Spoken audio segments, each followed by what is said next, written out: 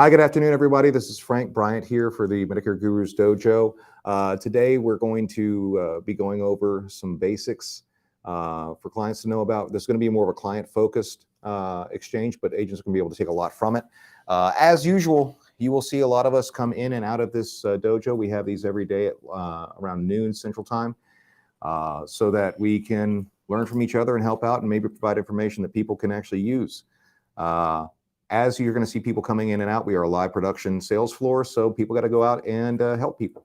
So without further ado, there's something that I wanted to bring up and just really go over really quickly, especially for clients. And it is critically important that I do this, especially this time of year, because clients are getting inundated with phone calls, they're getting inundated with a whole lot of stuff here. And there's only a few points that I want to give some tips for clients specifically, and what to watch out for when you're getting phone calls or who you're talking to on the phone. Okay.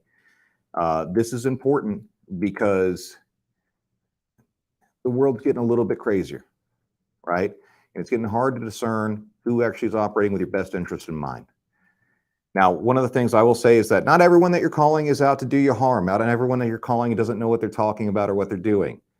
There are things that you're going to need to provide in order to get your business done, right? And I'll go over those in here in a second. But I'm going to give you a few pointers to watch out for right away.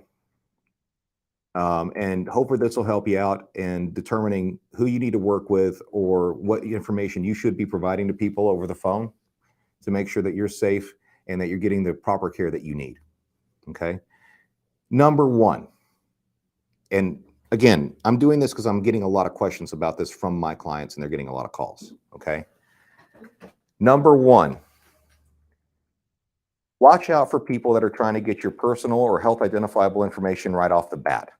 If you've been on the phone for 30 seconds with somebody and they're asking for stuff that makes you feel uncomfortable, your gut's usually right. I'm not saying that they're not legit and they're not an agent or they're not a broker and they're not trying to help you. What I am saying is it probably falls into one of three categories. Number one, they don't know any better and they think that's how you should do stuff. And therefore, that's a lack of competence. If they think that the first interaction that they need to get from you is getting your Medicare claim number, your Medicare beneficiary ID, and we don't even know who each other are, that's a big red flag for me. Number two, they do know better, but they're trying to take a shortcut, or they aren't showing a genuine interest in your welfare, trying to figure out what it is you need, or if you should be on the phone with them at first. That's another red flag for me. Just because it's busy, or just because this person is going through or trying to shortcut an issue or trying to make an extra sale a day or whatever it is, doesn't mean that you need to compromise on your quality of care from them. All right. None of this works without you, client. So just keep that in mind. And then number three, which is the big red one on there. If someone's calling you up and you don't know who they are, or what this exchange is about, or they haven't tried to talk to you as a human being, and they're starting to get some real personal data from you, stop. Right? Your welfare and protection's worth more than a little bit of convenience. So those three things to look out for. Do they know what they're doing? If they don't, you shouldn't do business with them. If they know what they're doing, but they're taking shortcuts, then they don't have your best interest in mind. You shouldn't do business with them. And if you don't think they're legit, then just be safe. Be safe. Don't take the chance. There's lots of people out here that can help you. Okay, as always, you can always just call us. Double check, especially if you're already one of our clients, please call us to verify. I don't want to have a conversation where someone's dealing with being switched to a plan because it was just easy or anything like that, or not understanding what they got into. That's a rough feeling.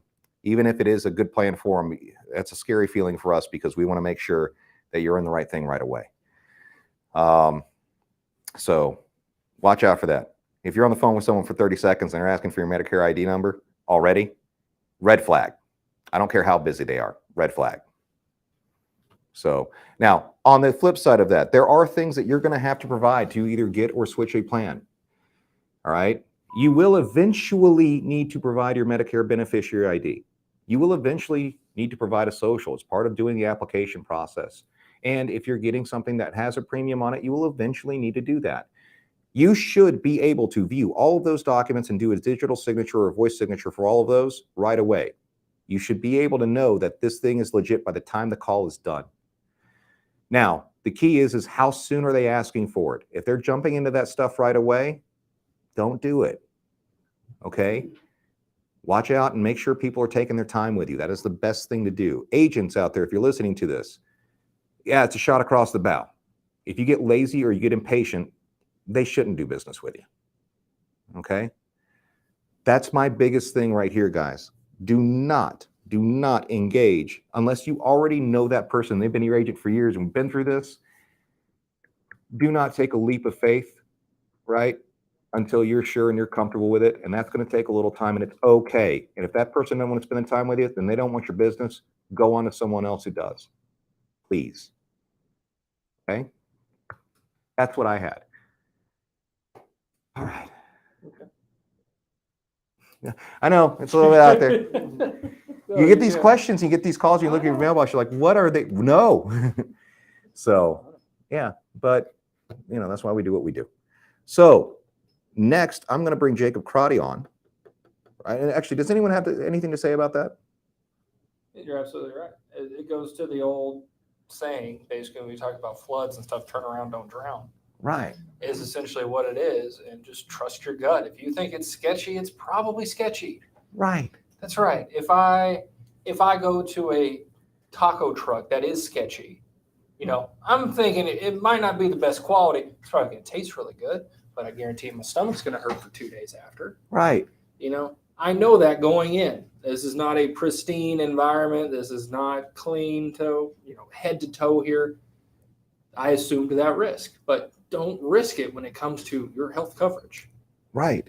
And don't risk it when it comes to your personal information. Mm-hmm. I got my identity stolen the morning after I got married. Well, I mean, and technically, I got it stolen twice. You love that joke. I know. So, but, yeah, personal information. There was nothing I did. They broke into my Ticketmaster account. And I hadn't bought concert tickets in 5 years.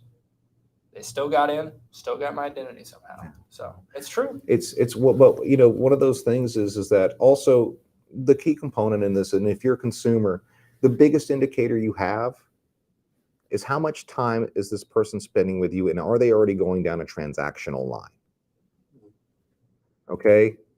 If they're taking time and they're showing an interest in you, at one point you're going to go, okay, they're actually trying to help.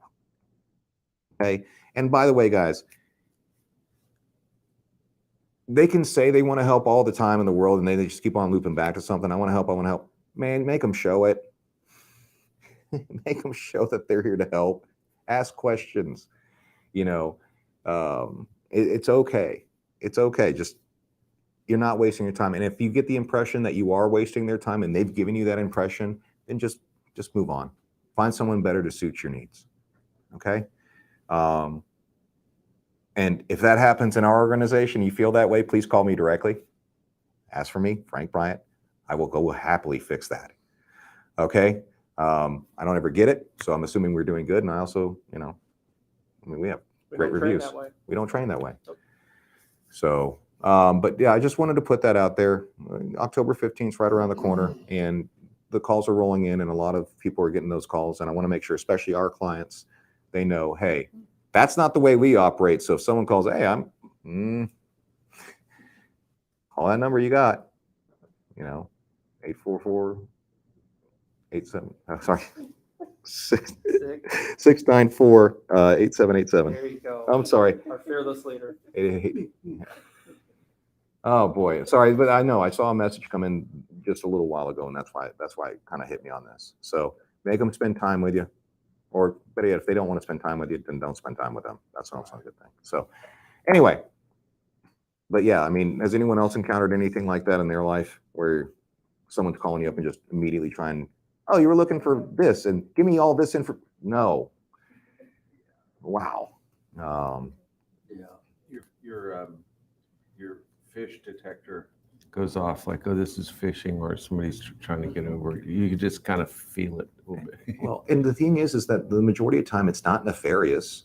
They're just not good at their job. So you probably don't want to work with them anyway. I mean, right? That's true. Yeah. So, and if anyone out there is an agent goes, well, I like to, because I want to look up this stuff. Fine. You can call me up and debate me on it. That's fine. I still won't agree with you. That's just it. So that goes back to a phrase that I believe in, that I don't need CMS to sell you a policy or to have your best interest in mind. Right. I don't need to pull up your MBI within the first 5 minutes to know that this plan should work for you. This plan should not work for you. I don't need that. Right. Where other people rely on that, and that's because they just can't do it. Right. I'll need it after we go through your entire thing of what you need and where you are and what you need to have done and what's going on. I don't need it right now. I don't need that shortcut. And if I don't need the shortcut, then you shouldn't give it to me right away.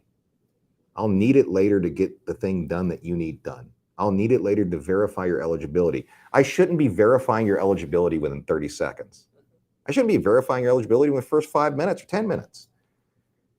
What am I verifying? Just trying to see if I can sell you something? That's ridiculous. People don't deserve to be treated that way. So no, just watch out for that. And know that if that is happening, you're probably not talking to us. So go ahead and give it a call. All right. So anyway, I almost gave up my personal cell number earlier. I was like, oh, listen, anyway. So all right, part two. Part two, we are going to go over the various differences between Medicare Advantage and Medicare Supplement plans. And to do that, I'm going to go ahead and hand the floor over to Jacob Crotty, and I will sit and take a second seat on here. Okay. All right, switch. We're going to switch? Yeah. Why? I got to run that. Do you need, oh yeah, that's. Might need that.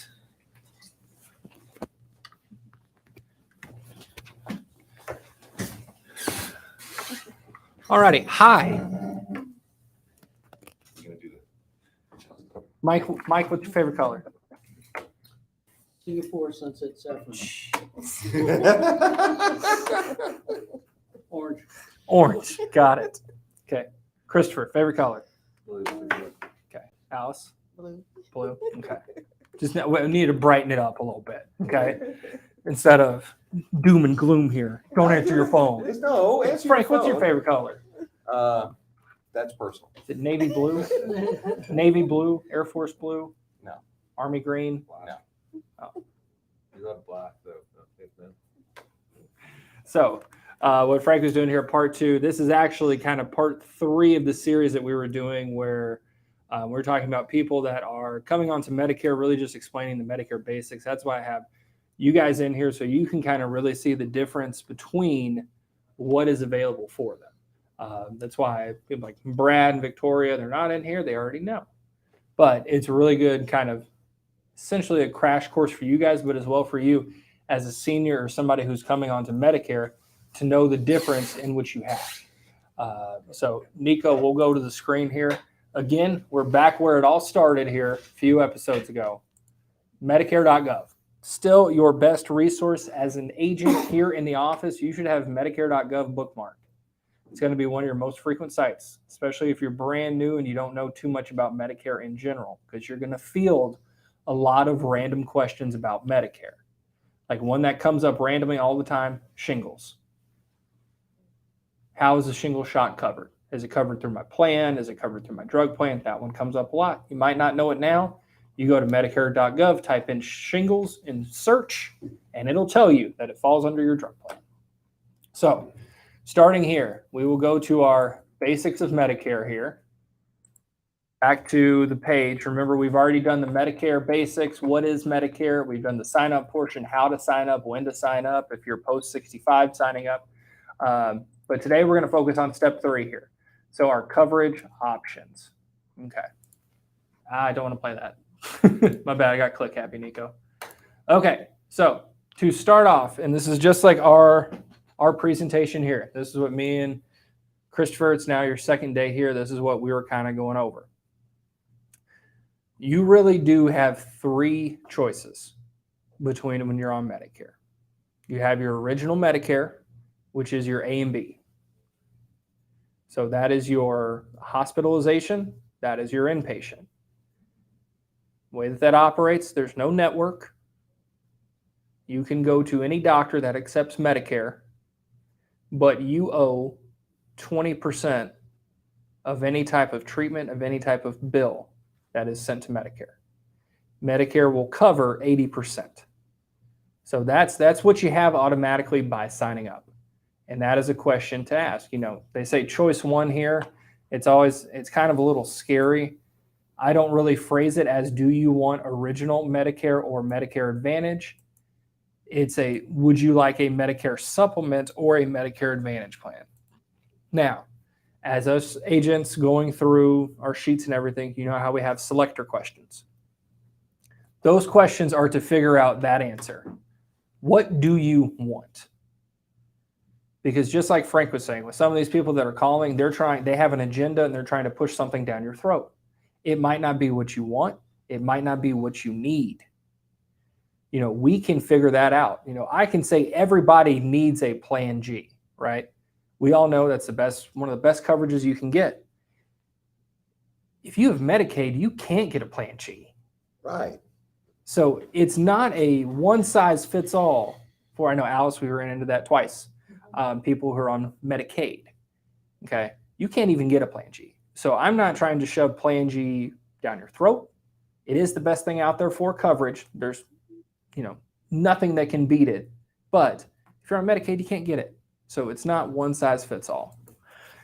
So here, if you are a senior or if this is one of you guys going down Medicare.gov list, what we can see, remember we're talking about original Medicare here.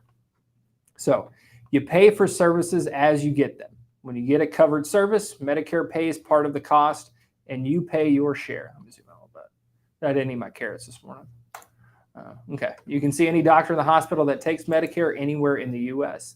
This includes Part A, which you can see is a fancy little hospital, and Part B, which is stethoscope.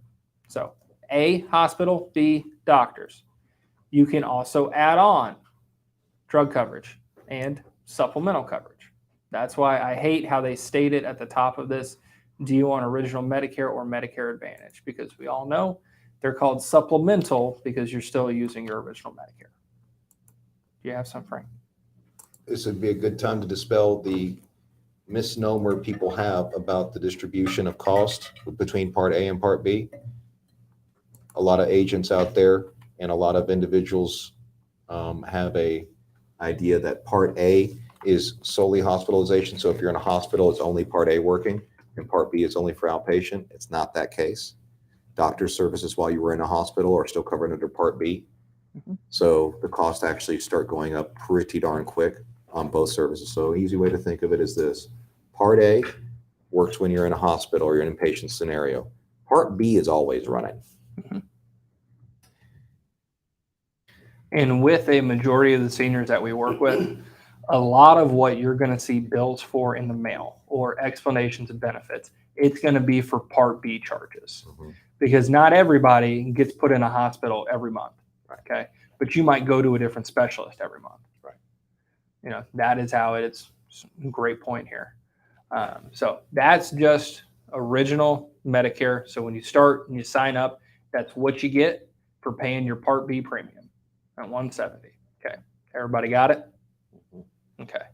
Now, Mike, let me ask you here, because we haven't gone over this too much here, what a Medicare Advantage is. I know you've heard little tidbits and things like that. Off the cuff here, what's your first impression of what an Advantage plan is? It'd be covering what A does not cover. If it's an 80-20, this will be the 20% coverage. Okay, you might have got it backwards. Backwards? Okay. Yeah. So what you're talking about is supplement. There you go. What we're talking about is the other choices you have in Advantage plan. Okay. Okay. Do you know anything about them? No. It's okay. Alice, do you have any familiarity with what an Advantage plan is? No. Okay. Still trying to figure That's it why out. we're doing this, because guess what? A lot of the people that watch this, they don't know either. They don't. I can't tell you, and I'll go on my soapbox here for 30 seconds here. I had a guy that called me in September or earlier beginning of this month, and he was not the best health. And he was like, hey, I was talking to this person from Aetna, and they said that I could qualify for their plan G. And I go, there is snowball's chance in hell this guy's getting approved through underwriting. I mean, it's just list after list of health conditions. Like, he's costing them a few $1 million a year in health coverage. He goes, yeah, they'll approve me for their plan G. And I go, okay, why did you not sign up with it? And they go, well, the guy said I can't sign up until October 15th. And I go, that's not a supplemental plan. That's an Advantage plan. That's a what plan? Advantage plan. Oh. So our primary focus here, and what you and me went over this morning, is supplemental. This is the other side to it. Now, are we appointed to do Advantage plans? Yes. Can we do them? Yes. Do we do them all the time? Depends on the situation. It really is, because it goes back to the reason why we do things here. What do you need and what do you want? Okay. If you're on Medicaid, you can't get a supplement, but you need a dual special needs plan to go along with it to help you out. So that's it there. Now, Advantage plan. This is the basic breakdown of it. Okay.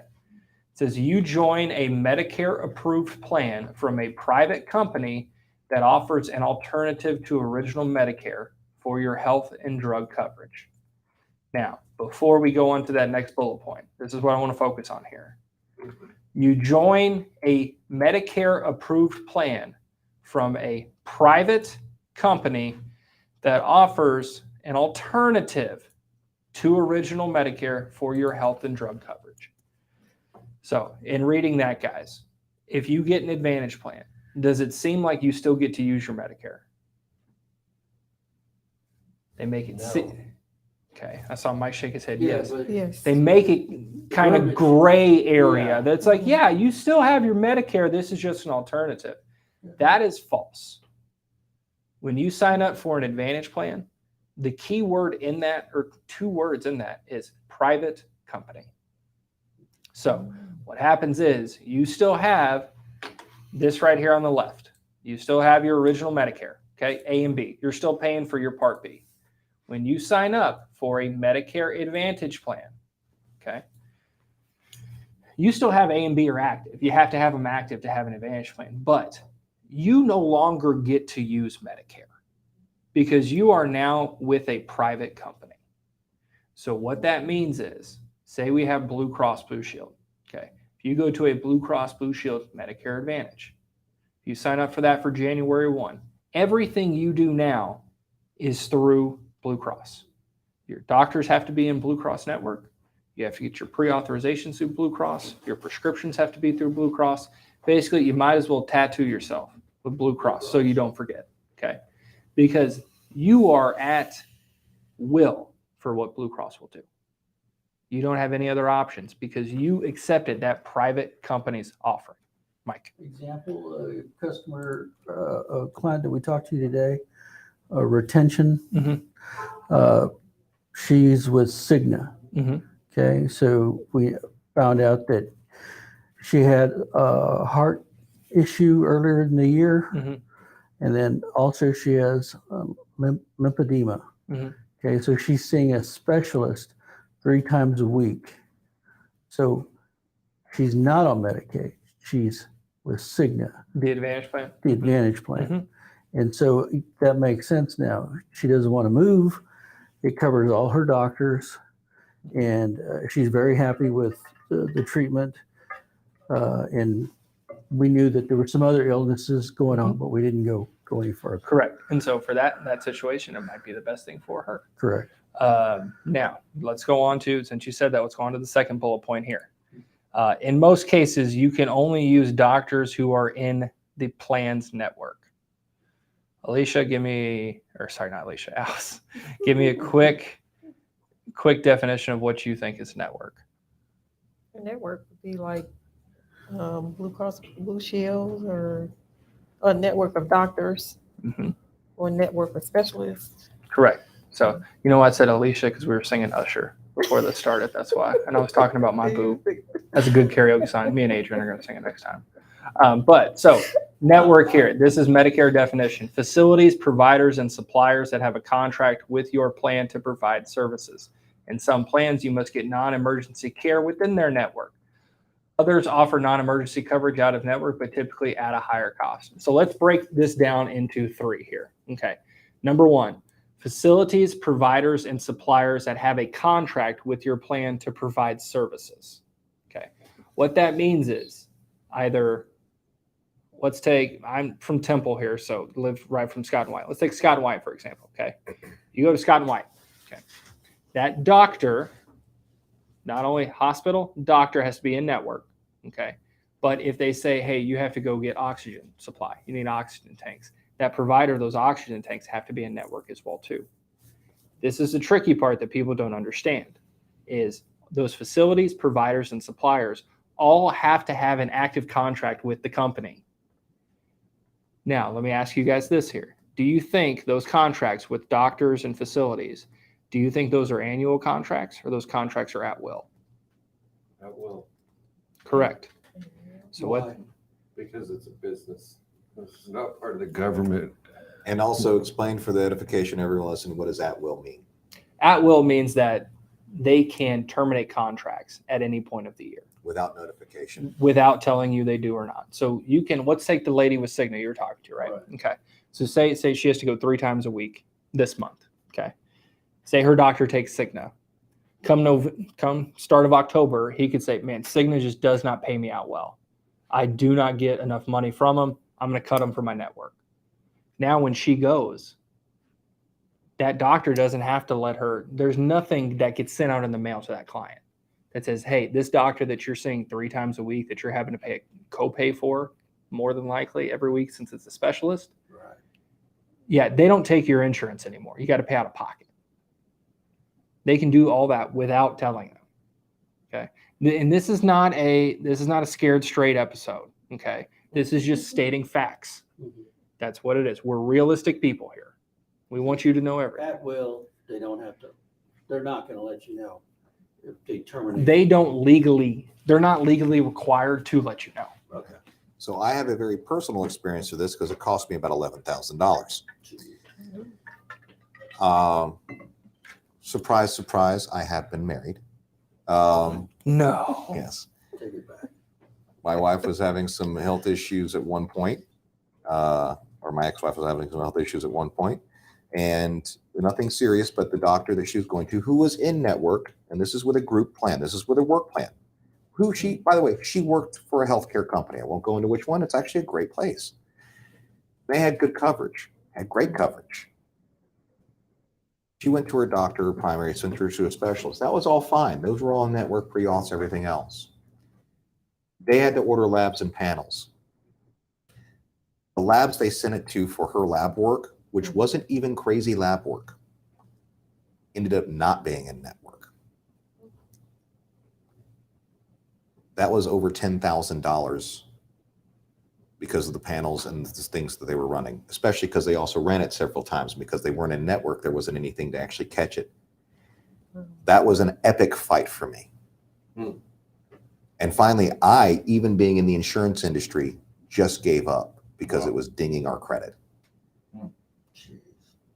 For you to fight them on it was I don't have, your credit. especially at that time in my career and that time in my life, I didn't have the resources. I also didn't have the knowledge base that I have now. But because the lab for her blood panels, urology, and other things was out of network, it wasn't approved, and it wasn't with a pre-negotiated price. And then they also ran the screening several times just to be sure. There was all sorts of stuff there, but we didn't know. No one told us. No doctor tells you, I'm going to go send this over to whatever labs. Weird. Okay. You just get the bill. Seemed like that they would maybe let you know that they were going to do. Oh, this. The doctor didn't know that they weren't in network. He was still on the list of approved providers on that doctor's little sheet where the office sends over the lab work. That's the problem. So yes, I personally had to come out of pocket for that. Weird. Okay. It is So weird. like maybe you need to just tell your doctor, like if anything that you're going to do is out of network. I need to know about it ahead of time. But, He didn't know. here's the issue. Not only did he know, he didn't know. doctors have no idea how your plan works. Oh, right. Okay. Doctors are not insurance experts. Right. The billing department is not insurance experts. I can't tell you how many people I've called for billing and they have no idea the difference between an Advantage plan and a supplemental plan. I'll have somebody walk in with a Plan G with Cigna, and the girl behind the desk goes, "We don't take Cigna." And I go, "Well, that's good because she's using her Medicare. Do you take Medicare?" And she goes, "Oh yeah, we take Medicare." And I go, "Okay, then you have to bill Medicare." And she goes, "But we don't take Cigna." It's like, So here's a good question. You have a mechanic you like to use, right? Yeah, sure. Okay. Do you know the tool provider of your mechanic? Well, the last guy that I was happy with was actually worked for Volvo, so I imagine they get all their stuff in from. Well, right. You Volvo imagine they network, do, maybe. but maybe he doesn't Maybe even not. know who his I provider would- is. I would know, but. Right. Yeah. But that's my thing is Snap that on. sometimes even, especially when you're dealing with doctors and hospitals and networks, the doctor knows generally, and they get a list of, like, these are the insurances we take. If we're dealing with a major healthcare facility or even local doctors, they'll know who pays them. And at one point they'll be like, "Hey, does this vendor that I'm using?" Because that's what a lot of those other outside third party, providers, that's what they are. Is they're out there. And at one point they might have been a network. However, Okay, right. that doctor Doesn't probably keep up doesn't with that. know on a daily basis Right. if they're still on it. And Could he's be not last required. month. Could be last month. The insurance company might not send out an update to new providers or adjustment to the list. They might not check whatever's going on. Bureaucracy. Right. But the patient's on the hook. Patients on the Correct. hook because the Always. services are done. Yeah. Now I did fight it and get that down from. I did fight it and get it down from that almost $11,000 significantly. But it was still thousands of dollars out of my pocket, Sorry to hear that. so and that will break a senior. Mhm. You're on a fixed can you income. imagine being 84 and dealing with that? 87, 90. What a drive. One, they probably don't even have a good concept of how that all works or have the patience to navigate it. But these people call them and enroll them thinking it's something else. Right. That's why we have this video like that. This is why this is so important. That's why we're not going into co-pays and things like that, Yeah. dollar amounts with you guys, because this is just the bare bones of what your options are. So we went over private company, alternative to original Medicare, not really Medicare, people. Okay, it's alternative, and then networks. Okay, so some of them include drug coverage. They do have some extra benefits like vision, hearing, blah, blah, blah. We're just going over the basics here. Okay, so choice number 2. This is, we're getting the supplementals here. There's a Part D of Medicare, which is your prescription plans. This is something we'll kind of touch on here. I don't want to focus on it too much because we got another video we're going to do about this, but this is an essential part. Really, if you get a supplemental plan, you need a drug plan. A lot of Advantage plans have drug plans in them. Okay, that's what we'll touch on for now. Okay, let's go down to Medigap here. So this is primarily what we do. Now remember, you still have Medicare. You are enrolled in Part A and B. The difference between Advantage plan and supplemental plan is supplemental, you're still using your Medicare. Advantage plan, you signed your soul away to a private company. So Medicare supplement insurance, it's extra insurance you can buy from a private company that helps pay your share of costs in original Medicare. So you see here in this one how it did not include the word alternative. It's share of cost, not an alternative to original Medicare. So we still have A and B going, okay?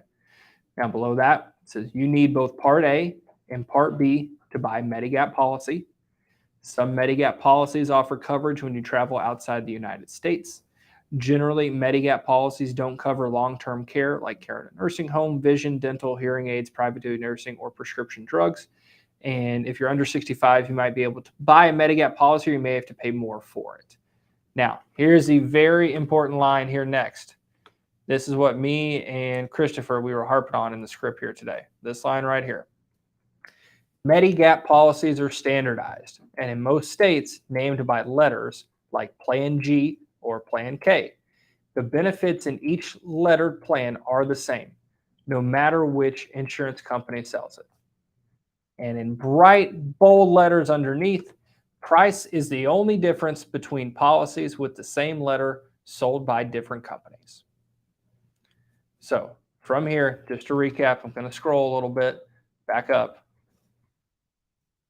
So the coverage you get with a Medicare supplement insurance plan is as far as like, take for example, Plan G is the coverage is standardized, but the price is not. correct. Correct. So we'll touch on price here in a second. But to circle back here, remember, we're not doing this right column here. We still have this left column. So you pay for services as you get them. When you get a covered service, Medicare pays part of the cost and you pay your share. You can see any doctor or hospital that takes Medicare anywhere in the US. So that's the basis of it. Now we're scrolling back down and we're adding something in that is extra insurance. And what that covers is that remaining 20% that Medicare does not. And how do they cover it? In exchange for a monthly premium. That is the bare bones breakdown of the 3 different types of avenues you can take down with Medicare. You can have your original Medicare, where Medicare pays 80, you're responsible for all 20. Your Medicare supplement, which Medicare is still paying 80, but now you have a monthly premium in order to cover the 20. Or your Medicare Advantage, where you just flick Medicare away and you say, I'm now a part of Blue Cross Blue Shield. They're controlling everything. So that is the 3 avenues for everybody that you talk to that is on Medicare. Every single person has that option. Or is going to be on Medicare. Or is going to be on Medicare, correct. Where you might have some to where you might not need a supplemental or an advantage plan. Take like Alex, your guy from yesterday, he was under the Medicaid limit, right? But in his area, he was so rural that there were no advantage plans available. So he could not get anything. How far did you have to travel? It's like 2.5 hours or so.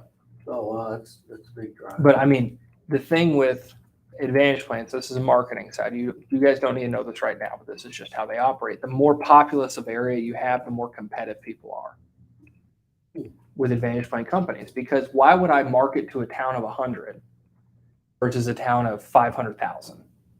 Where are we going to get more money? Oh, it's also doctors' networks too. Doctors The too. higher, if there's 15 doctors within a 10-block radius, then some of those doctors are going to go ahead and sign up. But if there's one doctor in a radius of 100 miles, chances are he's not signing up with you. And that's it. I mean, Yeah. so. And that's what doing this for a while, the more rural that you get, if there is one doctor that's been there for 30, 40 years or so, that doctor's not messing with advantage plans. No. It's a headache. It's a headache for them too. Because at that point, you're talking about a small town doctor. You're not talking about going to Seton or Scott and White, anything like that. And advantage plans are businesses. They're going to try to retain as much of that money that they're getting from the federal government to administer that plan as humanly possible. That means, denials of coverage and claims and stuff and delays in payment and all sorts of stuff that happen because that's just the way it is. They want to make sure that that's valid. So they're taking extra checks and balances. Medicare pays. They pay quick. They pay quick. And if you got a supplement, it's automatically the rest of it's going to that doctor. It's fast. But that's why supplements are primarily a rural, suburban, and also high earner plan. People get supplements because they want the best care. Right? And that's it. And also, we talked about this morning that these are the things that are going to change, and these other things are not going to change. So as far as the billing, that stays the same. Correct. The only thing that's going to change is the name on your bill and the amount. Checking account, right. We're going over prepared statement. But essentially breaking down in that prepared statement for you guys, when you do read it, there's a method to the madness. And this is why Frank made it, because I was explaining to Christopher that These questions are going to come up. So you want to address them anyway. Okay.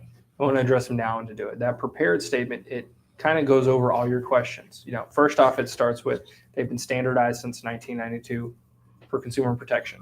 Okay. People are going to ask, well, if my plan G is $400, why is this one only $150?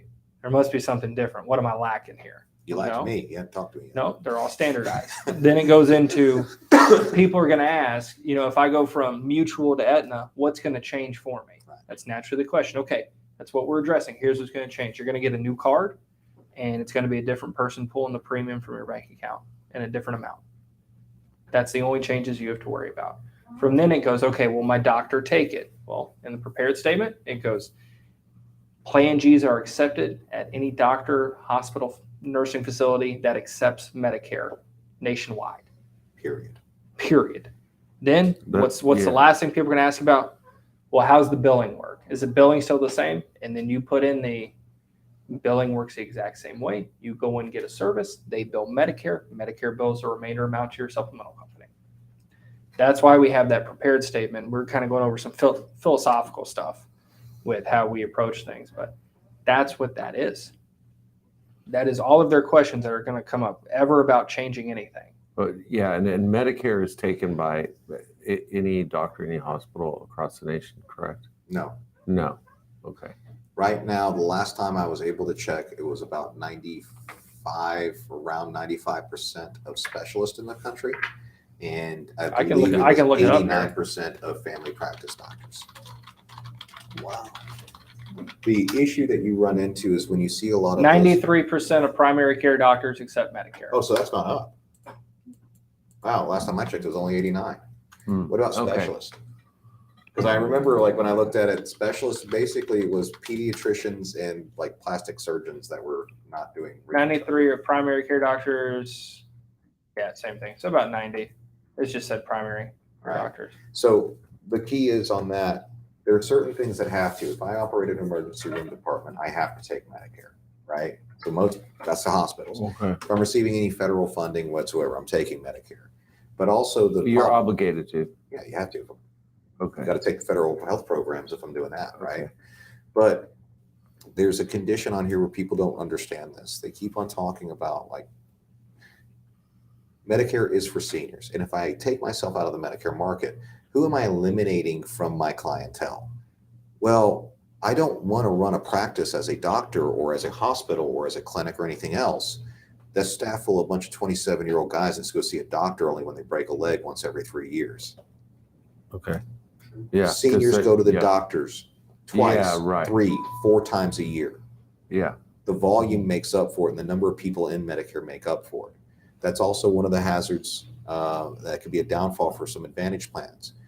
Right now, the enrollment of Advantage plans versus original Medicare is about 50%. But that 50% that's on original Medicare, that's 30 million people. But the other 30 million people that are on Advantage plans is split up between 20, 30, 40 different companies. So those slices of the pie, and therefore their networks are a lot more restrictive. And they, in turn, go negotiate with the doctors individually. Whereas Medicare goes, no, man, you're in this area, a suture is this much. You know what they're getting. Mm-hmm. And Medicare doesn't pay for a lot of administrative upline, basically. Mm-hmm. So you don't run into it very much. Okay. At all. Really, when I tell people if they're worried about being taken at a hospital or doctor's office, the only thing you have to ask is, do you accept Medicare? That's right. Yeah. You don't have to ask, do you accept Plan G? Do you accept Plan whatever? In this case here, we're talking about supplemental. You just have to go, do you accept Medicare? If you're on a supplement and you go to a doctor and go, do you take Aetna? He's going to think you're talking about an Advantage plan, and that opens up a door. Right. If you're on a supplement in original Medicare, just ask Medicare. If you say the name of the company, Aetna or whatever. Cigna, Aetna. Yeah, Cigna, Aetna, and then they're going to think you're talking about an Advantage plan. And then they'll check which if there's is a much network. more restrictive. Right. As far as who takes it. Right. That's the network. Yeah, like you said. Correct. Because with the Advantage plans, you're dealing with your private company network. With the supplemental, Medicare is your insurance. That's what I like to tell people. And really explaining the difference of the two is Medicare is your primary. It's just you're paying a monthly premium to cover the secondary. Through the That's- organization like Cigna or Aetna. Correct. Right. And then- You're paying Aetna $100 to cover the amount of risk that you have. Your copays and deductibles, your out-of-pocket cost. Mhm. After your primary insurance, which is Medicare pays, you'd have copays and deductibles. You are now getting insurance to pay those for you. Right. Mhm. Through Right. Yeah, through a company. Whereas an Aetna Advantage or plan, Cigna. you have, they're Right, taking yeah. over your basic insurance, and Right. then you still have copays and deductibles, and there's nothing to cover those. Okay, I see. And so I'm just curious as to like, if you were to go to a hospital or a doctor and they say, no, we don't take Medicare, where do they get their business from? So this is actually becoming a little bit more rampant, and I do not understand why. Have y'all ever heard of what a concierge doctor is? Not really. What's that? I read about it. Do you know what it is? Is it a specialized doctor that just only sees a few people or something like I'll the get people that into see it. Michael Jackson or used to see Michael Jackson? Alice, go ahead. What do you know about concierge doctors? I thought there were doctors that people that will. Is that the difference? You have to Come pay a on now. membership fee to actually go see that doctor. Correct. So concierge doctors, this is the only time I've ever dealt with people where they say, I didn't use my supplement, which listen to me now. Every senior out there that has a supplemental plan, you do not need a concierge doctor. That's money down the toilet. You're paying thousands of dollars for a cell phone. Hold on. I'm saying just in overall. By the way, Now, if there you also want- are concierge doctors that take Medicare. Yes, but Okay. I'm saying for the people, my specific occurrences that I run into are the ones that, hey, you just get to schedule quicker and you get my cell phone. Now pay me $2,000 a year. Well, keep in mind, Mhm. some of those doctors are a lot of the experts in their field. Some of us just not. And there are a lot of concierge doctors that take no insurance, period. Mhm. They are cash only. Oh, wow. That they can do that. But what you're That's finding, pretty the special. underlying driving mechanism for that is that we have a problem in this country where a lot of doctors, especially good doctors, they're about getting ready to retire. And one of the things you don't want to do as a doctor, even a concierge doctor trying to build up a little bit more of that cash, because they finally figured that out, they don't want to take on a whole bunch of new clients when they only got a few years left in them to provide them, They want to make the most money that they can before they get out. and not bring in any other new clients that they're going to have to be, because they want to retire, that they are going to go, hey, 5 years from now, I'm not going to be your doctor anymore. They don't want to do that. Or if they do take them on, they go, I want to be paid handsomely for it. Right. It's got to be the you wanting to be a new patient of mine is going to cost you this amount. Right. Instead of you waiting 6 months for your first appointment because you're fully booked. Like Michelle with her insurance and how she's transferring, she has to find a new lady doctor. And finds out that the one in her new network, their next appointment is like 7 months out. Mm-hmm. But she still has her current insurance, so she's like had to scurry and book an appointment now for it. Okay. So that concierge doctor will say, I've got 5 years left here. I don't really want to take any new patients on. Mm-hmm. I've already got a full book of business, but $2 or $3 grand in my pocketbook for taking a new person on right out of the gate. It's like a retainer, basically, like Yeah. lawyers have. Yeah. Yeah. It's like a retainer. There's also, I'm sorry. Are all the concierge doctors like you say, like just about ready to retire, or there's other no, that are it's- concierge? It's a doctors mix. It's a mix. Either way, concierge Like- doctors is somebody that you're paying a cash amount to keep on retainer. Right. Now, they're like highly Oh. specialized and sometimes no. It's just you have to pay for them to even entertain seeing you. They are concierges. you have to pay a member. It's like they're Costco. like rock It's like stars. Costco. Okay.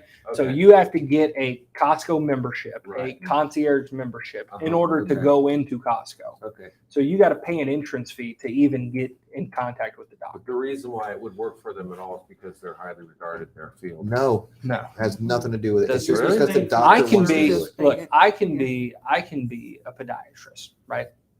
I can say, you know what? I'm making some good money. I've got, about 100 patients or so. Man, if I charge them each $1,000 just to come see me, not even bill insurance, not even do any of that, just for them to have the right to book an appointment with me, that's $10,000 Well, why would No, anybody that's go for 100,000. or $100,000. And Yeah. if I lose half of them, I still made. Frank. that? Weird. I was Okay. listening. Okay. My doctor, Oh, come on. Here we go. sorry. Hot and ready. No, I was listening because I was. You might have to untangle that I one. know, see, I was listening because I didn't get here on time because I was on the phone with clients. But Mhm. My doctor is concierge doctor. Shocker, right? Steiner Ranch, ladies and gentlemen. Steiner Ranch. Yep, yep. But they also take my insurance. Mhm. So, Right. but I pay a monthly fee on top of my insurance. Mhm. And the reason is because this is why I came in here to. Explain it. I can text her anytime I want to. She texts me back. I have access to her. If I have a question, I don't have to call, wait in the queue, and have a nurse get on that, like, push 1, push 2 for the front desk, push 1, have a nurse call me back. I just text the doctor. On demand. And the Correct. doctor, she texts me back. However, that is still not a requirement for a concierge. Uh-huh. Some concierge doctors allow that level of access. Some of them will even come to your home to provide you care. Yeah, I mean, they're all different. I just was sitting, I was just No, sitting there it's listening. good. That's why I came in here to just, Go ahead, Yeah. Mike. Just piggybacking off of that. So you're basically paying for their service. This is why you're paying this membership for the exclusive service. You're paying for the right to their service. There you go. or Okay. their access. Is what it is. Or their Paying for access. access. That's what it That's is. okay. Yep. Better. Because you said Michelle has 7 months to get into a new doctor. I need that same kind of an appointment, Mhm. but I can go there because I'm older and they can do everything there. I don't have them anyway. That Mhm. and I can get in next week. By I the don't way, have to wait 7 months. Does your concierge doctor take Medicare? Yes. There you go. Yeah. So So, but this is what I'm getting back to, guys, just so you know. If she goes, say Christine's on Medicare, we know she's many years away. She's only 32. But let's say, Nice. let's say, I have to just sold that double today. But okay, let's say Christine's on Medicare, same situation here. If she books that appointment, she goes and she has the test scans done. That doctor is going to submit all of that to Medicare, right? So she doesn't have to pay for the services that she rendered because her Plan G would cover it. What Christine would have to pay for is that fee Right. to have access to the doctor. Mm-hmm. So that's something that is not covered by Medicare. Yeah, I dig. Now, if you ever have a question about if a service is covered by Medicare, anything like that, we're already on the website for it. Just plug it in. I do it all the time. They even have an app on your phone. This is for us. This is for seniors too. I think it's a Medicare app, but it's like, what does Medicare do? Basically, it is you open up the app, it is a search bar, and you type in what you have a question about, and I guarantee you, you are not the first person to ever have that question about Medicare. You have questions about acupuncture, physical therapy, massages, Shingrix vaccine, traveling outside of the United States, skilled nursing facilities, whatever you have a question on, or if you don't know, you hit search and type that in. Somebody's asked it before, and that result is on the screen for you. So it is super simple. So we got about 5 minutes left or so. What I wanted to circle back on here is we last were talking about Part D a little bit before we got off on the tangent. Part D. I'm going to make a whole video. Yeah. You know, we have a joke here for Agent of the Month gets to do the prescription video that we send out to our clients on how to enroll. Good luck with that. That's me so far. Yay. I'm trapped in my own. I fell into my own trap. That's what I did. I did trap myself. But hey, successful trap. That's okay. So we're going to go and maybe even later this week. I would actually prefer to do it closer in October.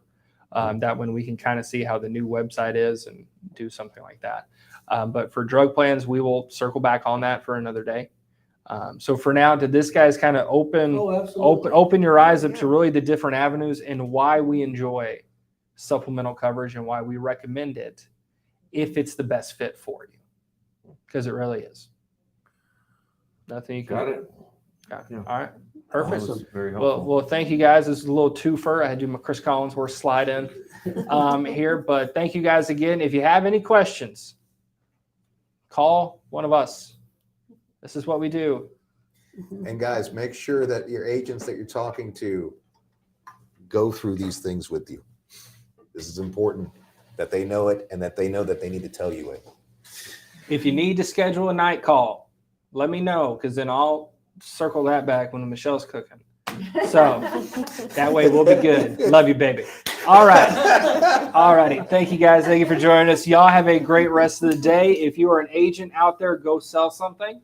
And if you're a senior, give us a shout. Thanks, guys.